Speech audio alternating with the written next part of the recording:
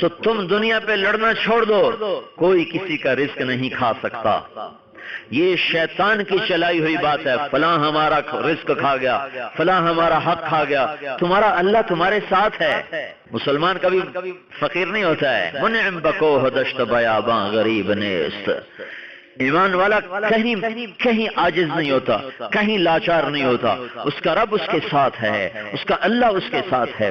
اور میں قربان جاؤں، اللہ کو پتا تھا سارے بندے میرے فرما بردار نہیں ہوں گے، اس نے دعا کی قبولیت کے لیے تقوی کی شرط ہی نہیں لگائی کہ تقوی اختیار کرو گے تو ہماری دعا قبول کروں گا۔ ایک آسان سی شرط لگائی ہے کہ وہ شرط پوری کر دو، لے لو۔